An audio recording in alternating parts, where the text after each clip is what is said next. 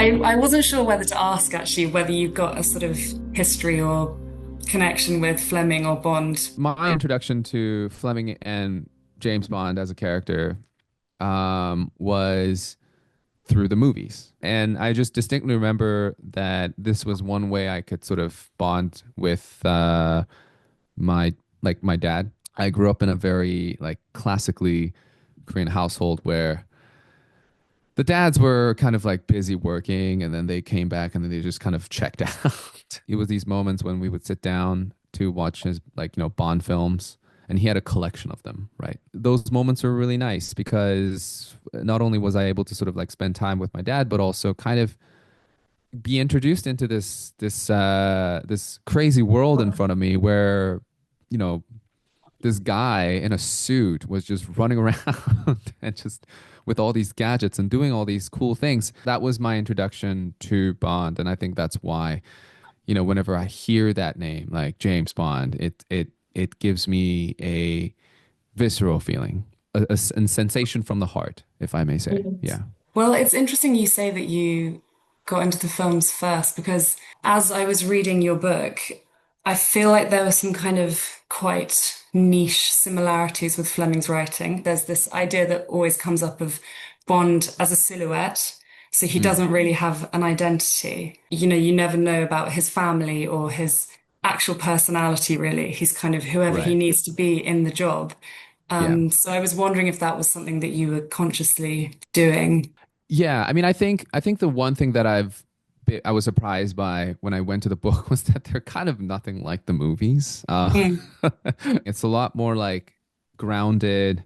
mm, It's a lot more gritty. These are the kind of spy fictions I sort of gravitated towards more. I mean, yes, there is a hero, whether unseen or seen, but it's not about this like mythical Robin Hood guy going around blowing things up. It's more like being in the shadows, quiet conversations, trying to blend in. These are the qualities that I sort of thought were more interesting because mm, this is where the drama happens. This is where mm. emotions come out. This is where things brew and then foment until they blow up at some point. I have a relative who used to be a high-ranking intelligence officer in Korea. He told me that, yeah, like, spy work is the most boring thing you can imagine. You just have to like sit still and wait and watch. You hear in the news of all these like clandestine activities that happen after like almost like years or months of just prep work. And honestly, I'm more interested in the prep work. I think also something that keeps coming up in the book is like these different rituals, whether it's like the way that you eat something, even smoking a cigarette, soju itself. Is that the same thing? This idea of like ritual and habit being the sort of background. Yeah, rituals are often arbitrary, but they sort of keep us grounded in our daily activities, right? And I wanted to create a set of rituals for this particular book that was at at once very Korean, but Mm. also something that you could think of doing for yourself as well in your own cultures or in your own life. I found them to be a good way to sort of introduce people into like an unfamiliar territory because it's fun to know. How did you So decide on soju to be the like central symbol for that? it's a drink for solitary moments as well as for social moments. I thought soju was a great symbol as a context for community, but also context for sort of that solitary self-development that one must go through. Yeah. And also I love the drink. That's the other thing. Like the whole time I was reading it, I was like, oh, I really want to sit and drink soju now. How far through the writing process were you when you decided to put it in the center? I think it was, I think from the start, I think it was a very central thing, the drink itself, because it was about a restaurant. It was always going to be about this restaurant. Like it was always there. The first draft of this book was wild. So I remember this one scene where it was like two cars chasing each other with, bullets more than the British Army can fire in a year, like just going around. And then they were doing donuts around Wellington Square on Oxford campus. And I was just having fun, right? At the time, I was writing Fast and Furious in Oxford. Like it was, that was what it was. And then I just Mm, sort of like narrowed it down. And in that narrowing down process of making it more grounded, making it more hard boiled, more sort of more of a character development and more of a dialogue between people. In that process, Soju kind of like naturally found itself mm, here and there when the whole thing wasn't about like constant action, just blowing up the entire town. Soju kind of seeped in to become sort of the engine grease for character development for these people. They could connect through it or develop with it, and seek like meaning in moments accompanied by soju. Yeah. what about the idea of home? I know you said that you Mm. set the story in Oxford because of your own experiences there. That's where you lost your sense of who you are. I think I read that in another interview. So how did the idea of home change as you wrote the story? I mean, the idea of home, when I was first writing the story, um, it was something that I was really, really struggling against because I think at the time I was still in my 20s and I was kind of railing against these pressures that I was being put on by being an immigrant in my adoptive society, so things like the model minority, things like the like the docile Asian, like that kind of stuff. And in many ways that made me very angry. I think I came to an understanding of what I need to be while I was writing this book. I was talking about like, taking off your masks, like interacting as your authentic self and trying to even figure out what that means by Mm, simply just going forward without without considering what the consequences will be and then dealing with those consequences later down the line because the mission of that self discovery is too important. Back then, I had this more firm belief that like Korea is my home country. And like, I think now, after having written this, my sense of home is a little more diffused. Where my community is where my home is what I mm, consider now. That does reflect the protagonist's journey in the end, towards the end, where they are trying to find that community. But it is a journey that you must go on.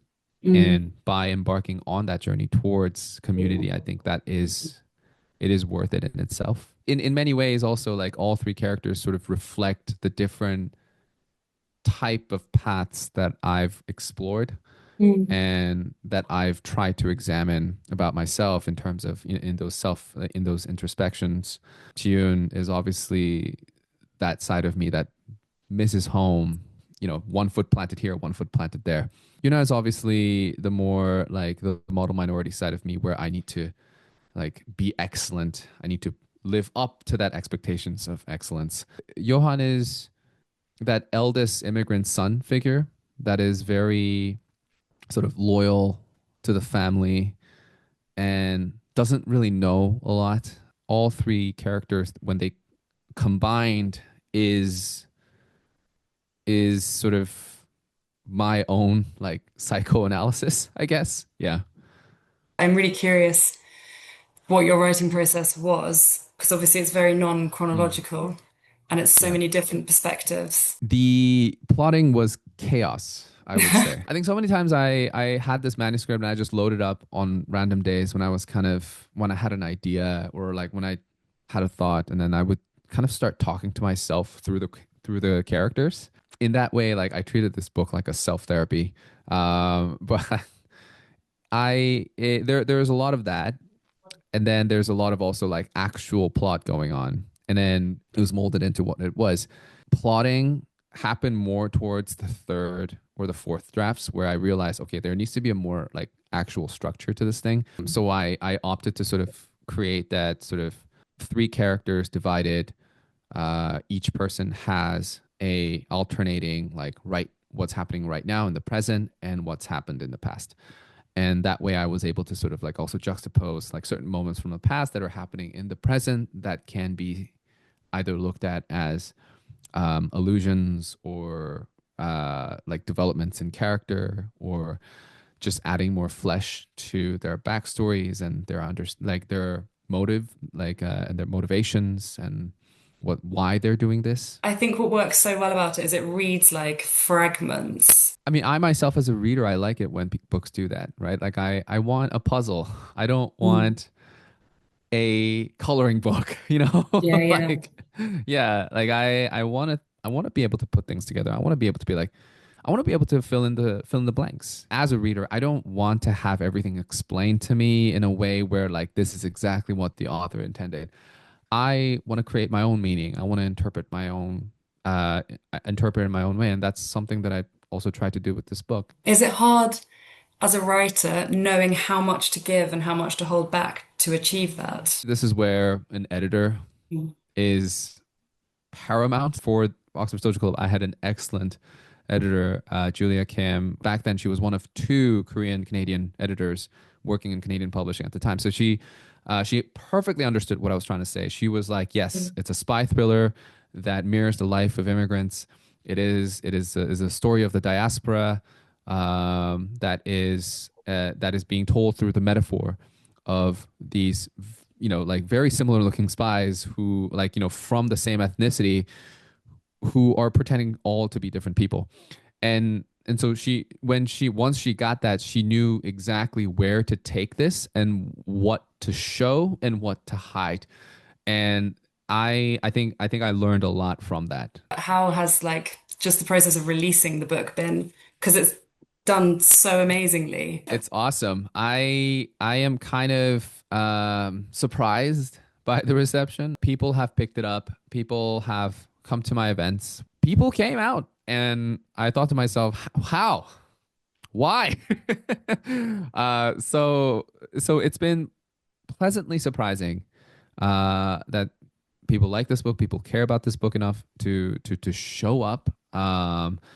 And I think it's also sort of hit the note that I wanted to hit.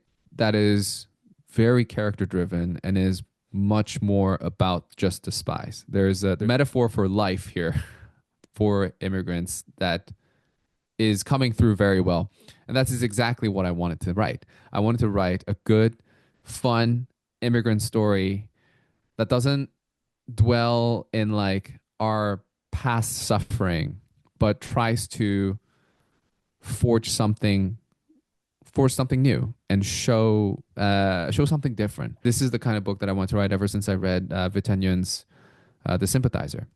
Mm. And I thought to myself, my God, like immigrant stories could be this exciting and cool Mm. and like just stylish. Like this is great. I want to write something like this. And the fact that I've managed to achieve that, I think that's enough for me. And everything else that has happened since then, all the accolades and the recognitions are just kind of extra gravy Yeah. that I I pleasantly like welcome at all times. But hopefully, crossing fingers, I can go to the UK. I mean, I've got to go to Oxford with Oxford Soju Club. Like this is just Yeah, that just yeah. wouldn't it would just be only natural that I do that. Yeah. So, Where were you when but you yeah, actually wrote it?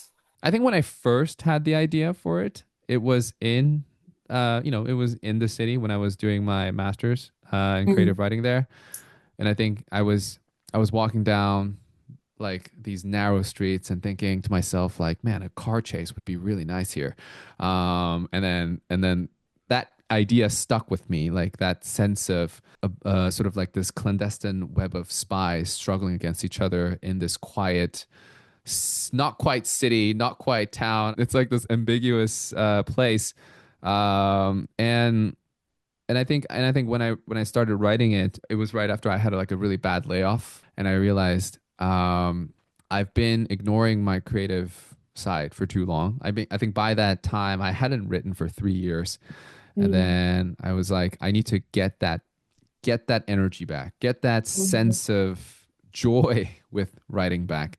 How do you feel about writing another book? I after having mean, such a cathartic experience with your first novel? I mean I've been working on other like, my second book, and I also have like all these other ideas that I want to pursue. Now that I've had, like my very intimate and personal moment with this book, I constantly do try putting myself more into the manuscript, my beliefs as they change over the years, my thoughts on things, my sort of like attitude towards things. And it, I always try to make sure that the art and the artist is inseparable when it comes to my work. I want it also to be a conversation. I think that was the great thing about Oxford Soju Club, which is that it was definitely a conversation. It was I threw material like at readers. Sounds very physical, but like I threw it, and then they threw it back at me, saying things that I would never expect. Finding meanings in seemingly trivial things too. It becomes a conversation where like they take it and they go like, what about this? What about that? And they keep asking questions back at me about things. I want that to happen again, for any book that I write. And I think for that to properly happen, my book needs to embody me in to a certain extent. Yeah. Did you study creative writing thinking you might be a writer and then decide not to I and then think change your mind? I think yeah, pretty much. I think I went to creative writing thinking that, or wanting to be a writer. And then I came out of that thinking, this occupation will not feed me, so I need to get a job. So like I think somewhere in there I realized, I need to shelve this dream for a while until it makes sense for me to allot more Mm, time towards it. And then later down the line, I realized, there's no such thing as the right time. Like okay. you just gotta do it. Because I felt like I was slowly withering away. I think for me that's how it felt. Like each year I didn't write, I just felt like I feel like I'm just losing myself here.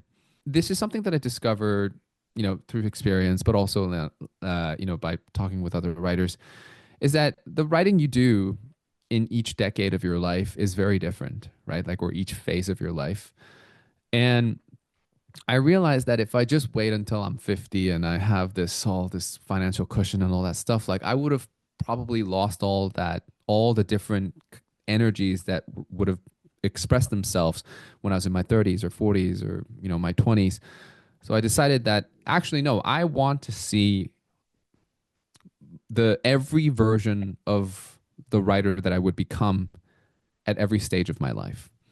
And I think losing any more of them, was something I was not willing to accept. When that layoff happened, I just thought, yeah, this is not a layoff. This is time earned.